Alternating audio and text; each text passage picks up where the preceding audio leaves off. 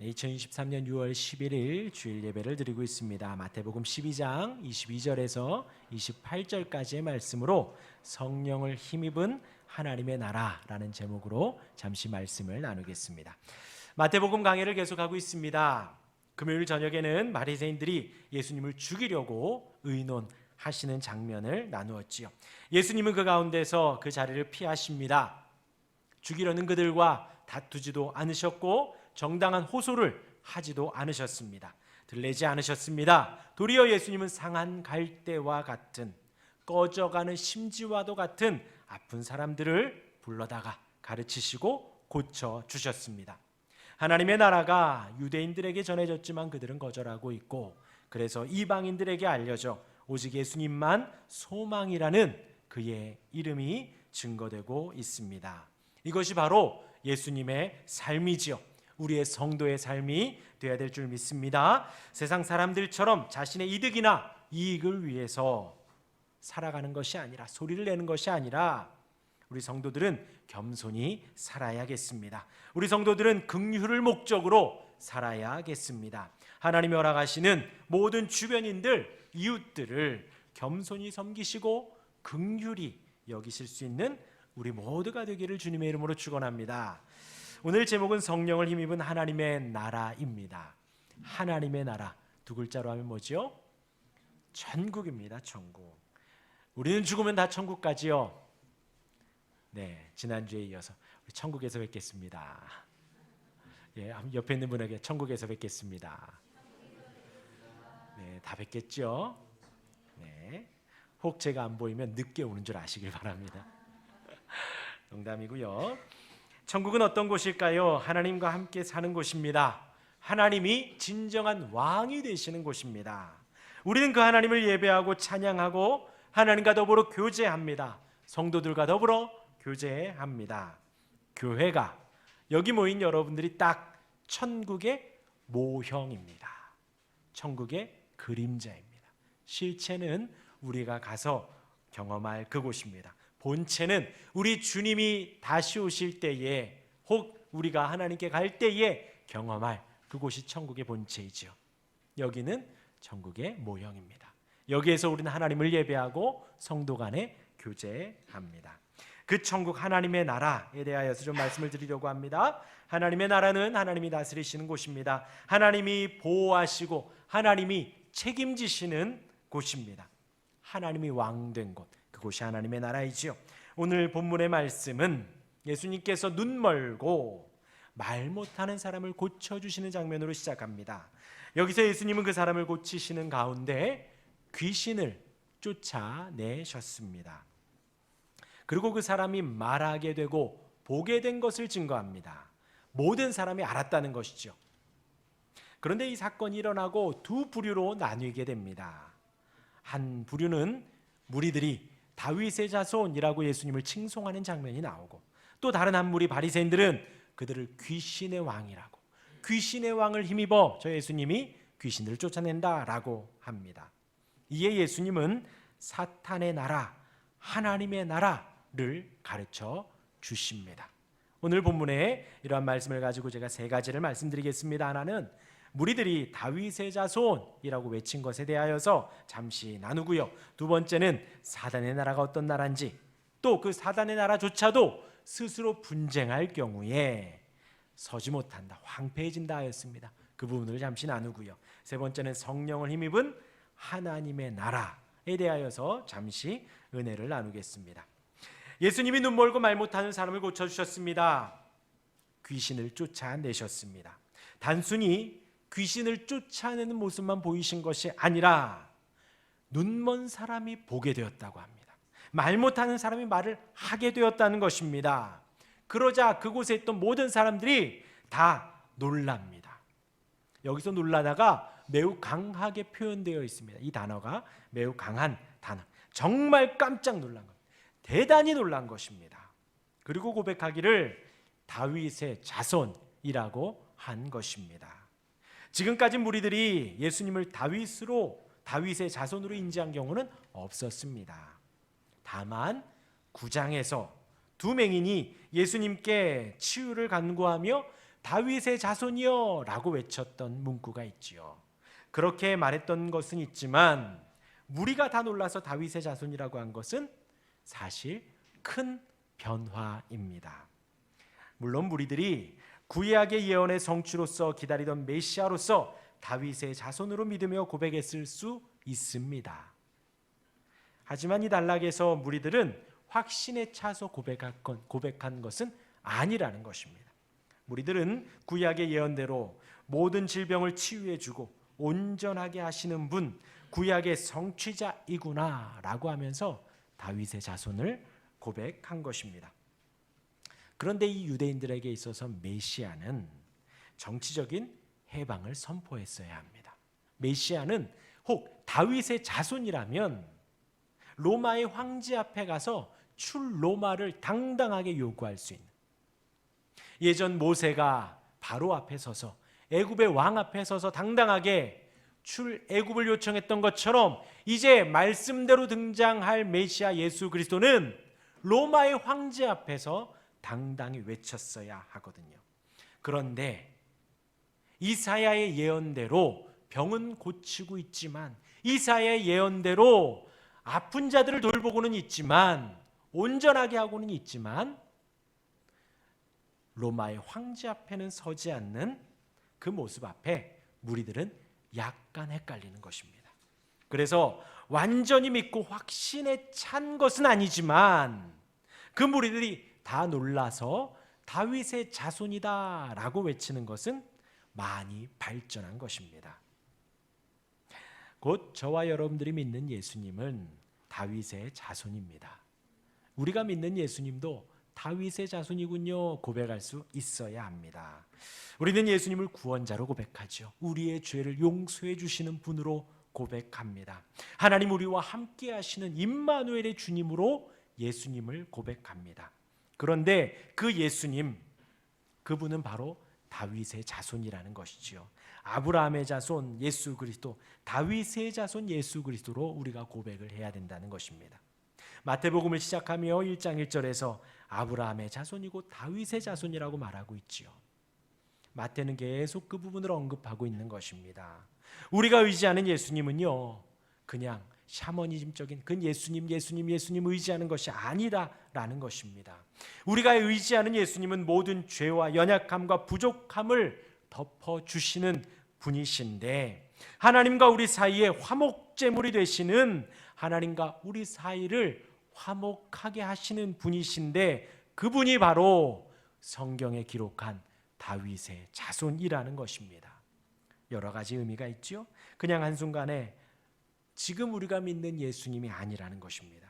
하나님께서 아브라함을 택하시고 아브라함과 이삭과 야곱을 이어서 후에 다윗까지 인도하시며 그 다윗을 이어서 하나님의 구원의 약속을 신실하게 지켜가시는 그 다윗의 자손이라는 것입니다.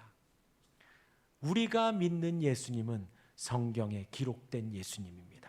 우리가 믿는 하나님은 성경이 말하는 유일하신 하나님이십니다.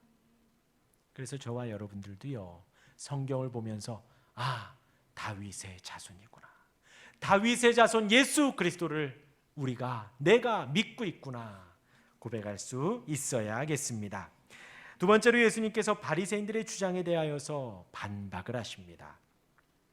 스스로 분쟁하고 있다라고 하면 사탄의 나라라고 예수님이 언급을 하시지요. 그런데 그 사탄의 나라조차도 스스로 분쟁하면 무너진다라고 합니다. 지금 이 상황을 조금 더 설명을 드리면요, 예수님께서 눈먼 자 그리고 말 못하는 사람 보게 하고 말하게 하자 사람들이 와, 다윗의 자손이다 깜짝 놀라서 고백을 합니다. 그러자 바리새인들이 귀신의 왕 바알세부를 힘입어 귀신을 쫓았다 라고 말을 하는데, 이 말을 지금 누구에게 한 것이냐? 예수님께 한 것이 아니에요. 지금 무리들끼리 무리 안에서 다윗의 자손이다 그러니까 거기서 아니라고, 귀신의 왕을 힘입어서 지금 쫓고 있다고 말을 해주고 있는 것입니다. 무리들에게 하는 것입니다. 무리들에게 바리새인들이 예수님의 이 능력이 귀신의 능력이라고, 귀신의 왕을 의지한 것이라고 말을 해주는 거예요. 지금 뭐 하는 거죠? 이간질하는 거예요. 이간질. 하나님과 멀어지게 하고 있는 것입니다.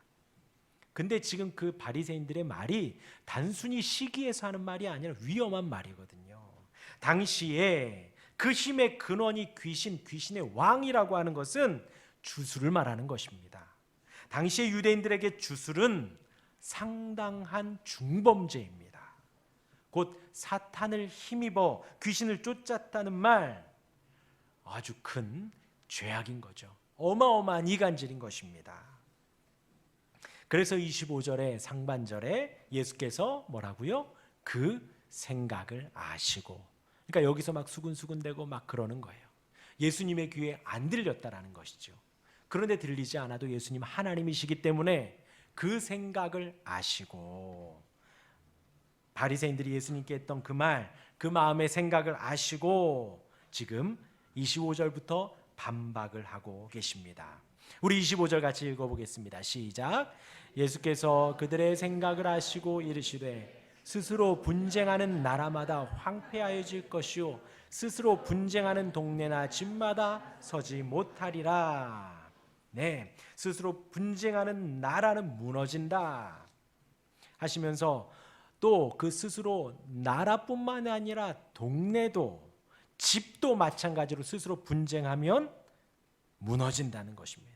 집이든 동네든 마찬가지로 스스로 분쟁하면 황폐해지고 무너진다는 것이죠. 분쟁하지 마시길 바랍니다. 우리 옆에 있는 분에게 분쟁하지 마시기 바랍니다. 네, 좀 어려운 단어이지만 쉬운 말로 하면 싸우지 말라는 거지요. 집에서 싸우지 마시기 바랍니다. 집에서 싸우면 집이 무너진다는 거예요. 저는요, 여기 특정인을 거론하는 것이 아닙니다. 괜히 마음에 찔리시면 안 돼요. 아시겠죠? 지금 모두를 대상으로 저는 아무도 생각하면 이 타이핑을 친 것이 아닙니다. 스스로 분쟁하는 나라마다 그 동네나 집, 우리 예수님이 그러셨잖아요. 집도 스스로 분쟁하면 무너진다는 거예요. 나라도 마찬가지죠. 여야가 서로 생산적인 갑론을박을 해야지 좋은 법안들이 나오지요. 근데 여당이 법안 내면 야당이 그냥 막 깎아내리고, 야당이 법안 내면 여당이 막 깎아내리고, 그러면 발전이 없지요. 지금 여기도 마찬가지, 우리 교회도 마찬가지. 우리 교회는 서로 다투는 일이 없습니다. 근데 어떤 교회들은 서로 이렇게 다투기도 합니다. 목사님과 장로님들이 싸우고, 집사님과 권사님들이 싸우고, 집사님과 장로님들이 싸우고, 그러한 일들이 종종 들립니다. 그러면 무너진다는 거예요. 스스로 분쟁하면 무너진다는 것입니다. 요즘 오은영 박사인가요? 나오고 가정에 대한 문제가 나오잖아요. 근데 아이들에 대한 문제 거의 대부분이 누구의 문제예요? 부부의 문제예요. 부부의 문제. 부부가 다투면 아이들은 그 충격이 어마어마하답니다. 우리가 상상도 못할 정도로 어마어마하대요. 다투지 마시기 바랍니다. 분쟁이 바로 스스로 분쟁하면 황폐하고 무너집니다. 이 황폐라는 단어가 매우 무섭죠. 완전히 폐허가 됐다라는 거예요. 초토화됐다라는 것입니다. 지금 이 지축동이 지금은 이렇게 살기 좋고 하천이 있고 산책하기 너무 좋지만, 저는 몇 년 전 이곳의 모습을 지금도 기억합니다. 농가 밭이 있었고요. 그 농가 밭 농두렁 사이로 마을버스가 다녔습니다. 그 마을버스에 제가 탔는데 저 어디 가고 있습니다. 거기 애기 5 있는 집 다 알더라고요.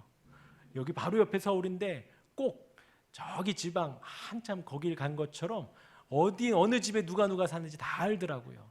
그런데 갑자기 농가밭이 황폐가 되고 폐허가 되고 아무것도 짓지 않더니 갑자기 펜스가 세워지고 뚝딱 아파트들이 생겼어요. 황폐라는 단어, 폐허라는 단어가 그렇게 무섭습니다. 아무것도 살지 못하는 곳이에요. 그런데 사탄의 나라일지라도 스스로 분쟁하면 무너진다는 것입니다. 그리고 2번 반복하시면서 그 확실성을 더욱더 강조하십니다.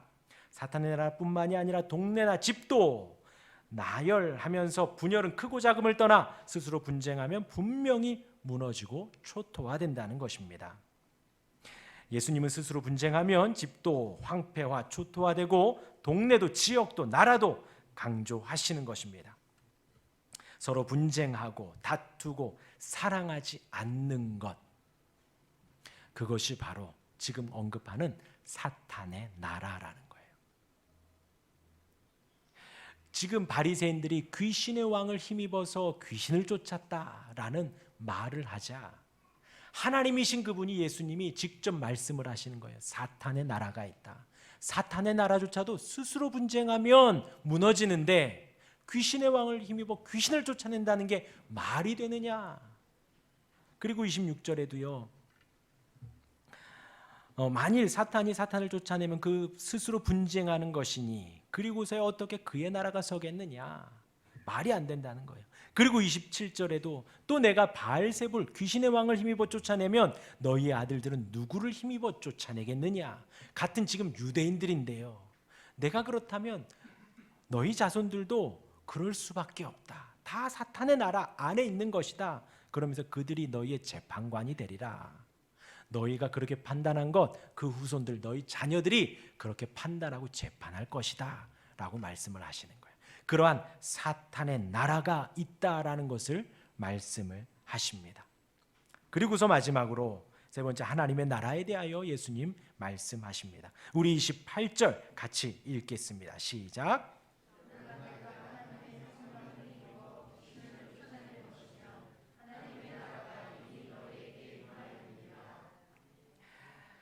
지난 금요일에도 예수님 구약 이사야 예언의 선지자 예언을 말씀드렸습니다. 이제 올 메시아는 하나님을 기쁘시게 하고 하나님이 사랑하는 자라고 하였습니다. 그는 다투지 않고 소리를 지르지 않는다라고 하였습니다. 메시아는 상한 갈대를 꺾지 않습니다. 상한 갈대가 왜 상했는지, 이제 우리 모임에 상한 갈대가 얼마나 큰 손해를 미치는지 따지지 않는다라는 거예요. 그냥 품어준다는 것이죠. 꺼져가는 심지도 마찬가지입니다. 버리지 않는다는 거예요. 돌려보내지 않고. 예수님이 그렇게 하는 근원은 하나님의 사랑과 긍휼이라고 말씀을 드렸습니다. 예수님이 이렇게 했기 때문에, 긍휼히 여기시고 버리지 않으셨기 때문에 우리가 이렇게 예배할 수 있는 것이지요. 사탄의 나라에 이어서 하나님의 나라를 말씀을 하십니다. 잘 들으시기를 바랍니다. 그 하나님의 나라를 세워가는 데 있어서 예수님조차도 홀로 사역하신 것이 아니다라는 것이에요. 하나님의 성령을 힘입어 사역한다고 말씀하십니다. 우리 안에 분쟁과 스스로 판단과 미움과 계산이 설 때가 있다라는 거예요. 아, 이게 상했나? 온전한가? 이게 꺼져가는가? 아니면 얼마나 더 불을 지필 수 있을까? 계산을 할 수 있다라는 것이죠. 그럴 때에 우리는 바리새인들처럼 수근수근할 수 있습니다. 누군가를 공격할 수도 있습니다. 그것이 바로 우리 예수님 말씀하시는 사탄의 나라라는 거예요. 어떻게 할까요? 예수님 우리 마음을 아시고 이렇게 말씀하십니다. 예수님조차도 나도 하나님의 성령을 힘입어 사역한다. 하나님의 성령을 힘입어 바리새인들을 향해 다투지 않고 하나님의 성령을 힘입어 소리를 지르거나 권리를 찾지 않는다라는 거예요. 하나님의 성령을 힘입어 상한 갈대를 꺾지 않고 꺼져가는 등불을 끄지 않는다라고 말씀하시는 거예요. 우리가 사랑할 수 없지만 성령을 의지할 수 있습니다. 상한 갈대를 보고 판단하고 품어야 되나 말아야 되나 고민하며 이기적으로 내가 생각할 수 있지만, 그럴 때 하나님의 성령을 의지하여 내 안에 사단의 나라를 쫓아내야 한다는 것입니다. 이것이 사단의 나라구나, 내가 세상의 생각을, 사단의 생각을 따르고 있구나, 그 해야 할 때 성령 하나님을 의지해야 한다는 것입니다. 오늘 말씀에 그렇게 성령을 의지할 때 이미 하나님의 나라가 너희에게 임했다. 그 하나님의 나라, 천국이 세례 요한이 외쳤던 것입니다. 회개하라, 천국이 가까이 왔느니라. 또 예수님께서 공생애를 시작하며 외쳤던 것입니다. 회개하라, 천국이 가까이 왔느니라. 내가 세상을 쫓지 않고 사단을 쫓지 않고 마귀를 쫓지 않는 것, 우리 힘으로 할 수 없다라는 거예요. 나의 능으로 할 수 없다라는 것입니다. 아무리 금식을 많이 하고 아무리 말씀을 많이 본다 한들 우리의 힘으로는 하나님을 쫓아 하나님의 뜻대로 살 수 없다라는 거예요. 하나님의 처음 사람 아담도 미혹에 넘어갔잖아요. 생각해 보시길 바랍니다. 바리새인들은 성경을 가르쳤습니다. 많은 사람들이 추앙하고 높이고 따랐던 사람입니다. 하나님을 가르치고 성경을 가르쳤었는데 갑자기 목수의 아들이 떡 나타난 거예요. 자신들의 가르침과 정반대로 말하기 시작합니다. 병을 고칩니다. 그 설교는 완벽해서 반박할 수가 없어요. 병 고침을 합니다. 말씀만으로도 병이 고쳐지는 거예요. 요즘으로 말하면 대학교에 정교수가 있고 시간 강사가 있는데 정교수 강의보다 시간 강사의 강의에 더 많은 학생들이 지원하고 막 매어 터지고 정교수는 미달되고 폐강되고, 그렇다면 정교수가 어떻게 할까요? 내 밥그릇 챙기기 위해서 그 사람은 많은 전략을 짤 것입니다. 만약에 저와 여러분들이 그 자리에 있다면 어떻게 할까요? 우리가 그 바리새인이라면 점점 자리가 밀려나가고 사람들은 목수의 아들을 쫓아다니고 내 말은 점점 힘을 잃고 있다면 우리가 어떻게 할까요? 그렇죠? 우리는 소리를 낼 것입니다. 우리는 어떻게 하면 저분을 끌어내릴까 고민하고 있을 수도 있습니다. 그런 마음이, 그런 외침이 들 때가 우리 예수님 말씀하시는 사단의 나라라는 것이에요. 귀신의 나라라는 것입니다. 그렇게 될 때, 그러한 생각들이 작용할 때 내 안에 황폐해지고 내 안에 성도 그리스도가 무너져 간다라는 것입니다. 바리새인들 그 자리에서 가만히 있으면 되는데 예수님이 잘못했다, 예수님이 귀신이 들렸다, 귀신의 왕을 힘입었다라고 외치고 있는 것입니다. 바로 그들 자체가 사단의 나라 안에 있다라는 것이죠. 여기에서 우리는 하나님의 나라를 간구해야 되지요.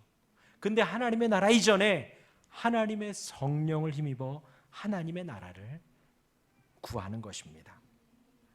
그런 마음이 들 때마다 내 욕심과 또 말씀과 반대되는 나의 생각과 마음이 들 때마다 정직하고 진실하면 됩니다. 성령 하나님께서 우리에게 가르쳐 주시지요. 그것은 너의 욕심이다. 그것은 주님이 원하시는 겸손과 긍휼이 아니다. 가르쳐 주실 때에 용기 있게 내가 잘못했다 하면 된다는 것입니다. 바리새인들이 거기에서 내 가르침이 틀렸다, 저분의 말이 맞다 한마디 하면 되거든요. 그런데 그렇지 않았다라는 거예요.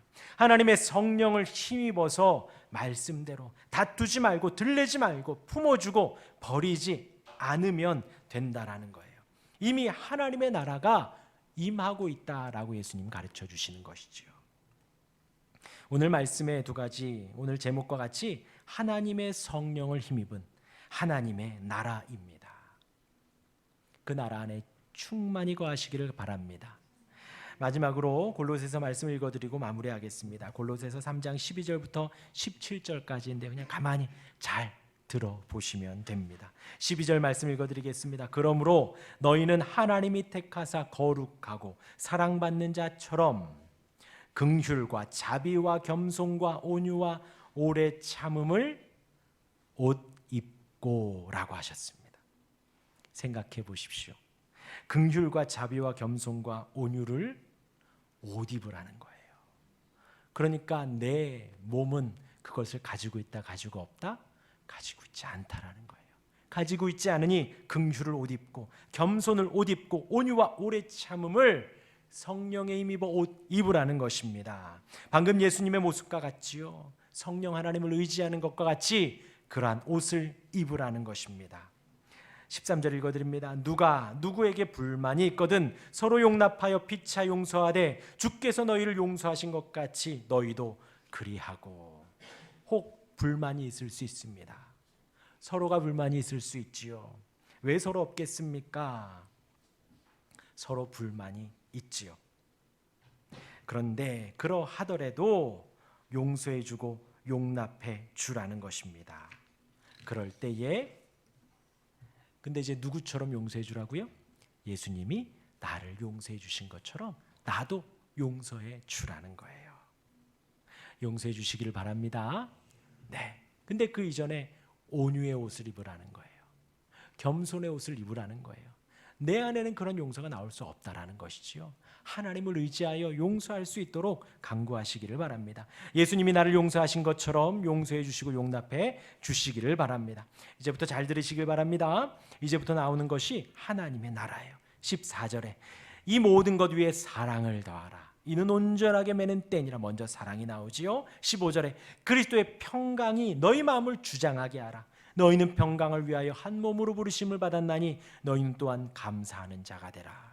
사랑에 이어서 하나님의 나라가 임하면 마음이 평안해지고 감사해진다는 것입니다. 16절에 그리스도의 말씀이 너희 속에 풍성히 거하여 모든 지혜로 피차 가르치며 권면하고 시와 찬송과 신령한 노래를 부르며 감사하는 마음으로 하나님을 찬양하고. 사랑이 뭔지 평강이 뭔지 잘 모르겠다고 하면요, 이 16절 말씀 기억하시면 됩니다. 그리스도의 말씀이 너희 속에 풍성히 거하게. 계속해서 미움이 생겨나고 계속해서 이상한 마음이 들면요, 말씀 피셔요. 말씀 보시길 바랍니다. 그리고 찬송하시고 찬양하시기를 바랍니다. 지금 이 16절의 말씀을 우리가 하고 있는 거예요. 예배인 거예요. 예배의 자리로 가시기를 바랍니다. 이어서 17절에 또 무엇을 하든지 말에나 일에나 다 주 예수의 이름으로 하고 그를 힘입어 하나님 아버지께 감사하라. 골로새서 3장 12절부터 17절의 말씀에 14절을 기점으로 12절부터 13절은 성령의 인도하심 바 되는 것이고요, 14절부터 17절까지는 성령의 이끌림 바 된 하나님의 나라를 말하고 있습니다. 그 하나님을 의지하시길 바랍니다. 성령 하나님 살아계십니다. 저와 여러분들과 함께 임마누엘 동행하십니다. 그 성령을 힘입을 때 하나님의 나라가 이미 임합니다. 하나님이 왕이 되십니다. 그 사랑이 나를 주장하고 하나님의 평강이 나를 다스리시며 하나님의 인도하심이, 감사가, 말씀이 내 안에 넘치게 됩니다. 그 하나님이 우리를 살게 하십니다. 하나님이 우리를 버리지 않고 품어주십니다. 책임져 주십니다. 이끌어 주십니다. 그곳이 바로 하나님의 나라입니다. 그 나라 안에 충만히 살아가는 저와 여러분들 되기를 주님의 이름으로 축원합니다. 아멘. 우리 말씀을 기억하시며 기도하시겠습니다.